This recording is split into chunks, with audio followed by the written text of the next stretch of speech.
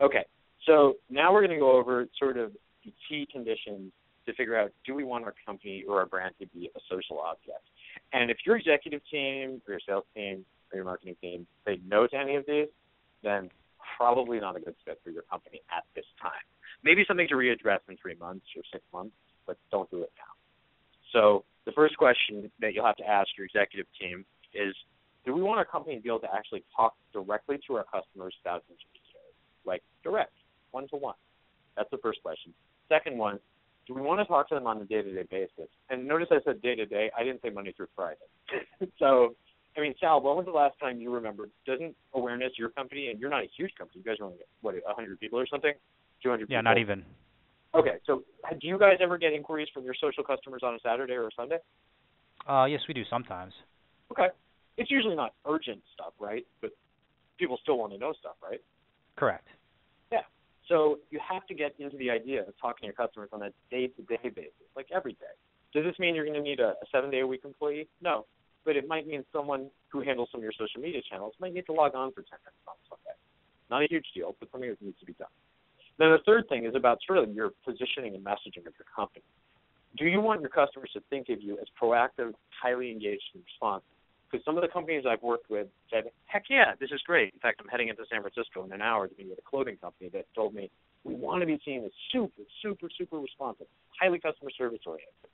And I was like, oh, well, this is probably a good fit for you. On the other hand, I worked with a diamond brand a few years ago that was like, this is not at all how we want it. We want to be with distance. Okay, not a good fit. Thanks for lunch. Okay, so then let's go down to the next one there, Sal. We got 3 more conditions you got to meet if you want to do this stuff right.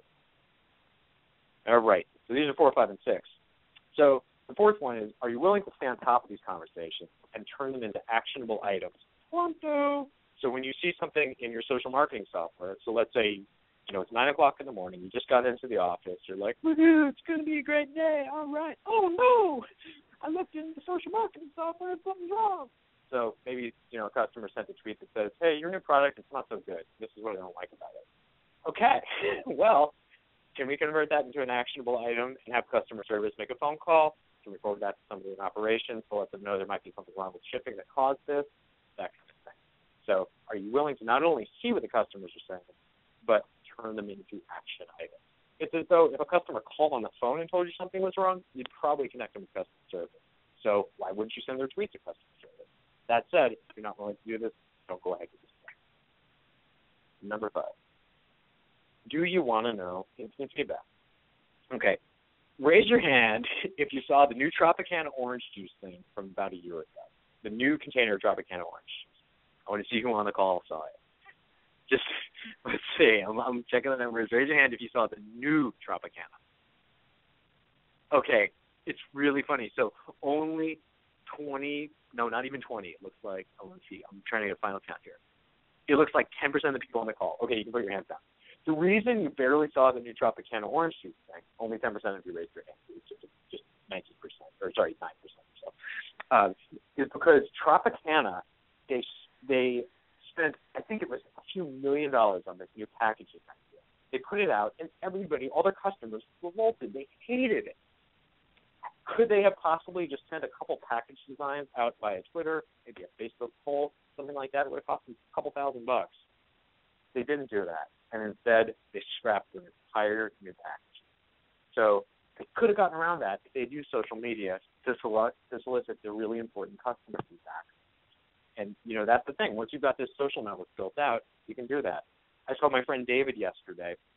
He's a CEO. He's on vacation in Argentina, lucky guy. His girlfriend loves to tango, so they wanted to get a tango apartment. We're inside it near the tango school. He put a message on Facebook and another one on Twitter asking, hey, Internet, can you help me find a tango apartment in Phoenix? In Buenos Aires. And he got something like 70 replies within minutes, including some very viable. That's the power that you will have once you're managing the social customers. You will form these relationships. The reason David got so many answers was because he had forged so many relationships with his brand on social media. Same thing, Douglas Gibbs here is making a suggestion, not just the Tropicana situation with that crummy logo that they had to throw away, but Gap. You guys remember the Gap logo? Oh, well, that was bad. And, yeah, they could have, just ask the the customer feedback that they get. Okay, and the last piece is about personality. Does your company want to really have the responsibility of living out their personality every day? And in this case, some brands are like, well, what is our personality? How is this? So basically, if you need a book about personality or the personality of your company, what I would recommend doing is buying a book called Personality Not Included. And we actually have it on our bookstore, so people link to that. I think it's tinyurl.com/Monetize. It's just a few bucks. It was written by Rohit Barbava. Really helps. So if you're using, say, Awareness's product, or just doing any social brand management, the book is called Personality Not Included. I've referenced it actually a bunch of times. Really easy. All right. Cool. I'm getting a little note that someone's having trouble hearing. Luciano, it sounds like you're having trouble with the sound. Let Sal know or give WebEx a call if that happens again. And we'll have a recording of this for you, too, just in case the phone cuts out. Okay, let's head on to the next one. All right. We're going to talk about strategic engagement models for a second. And this means literally where the social customer is in relation to your organization. So not just which department owns the social customer, but maybe more than one department. So in a lot of companies, it's not social media and social customer management are not just things that belong to the marketing. It could also belong to sales. It could belong to HR. So I'll give you a great example. I work with a benefits administrator on the East Coast.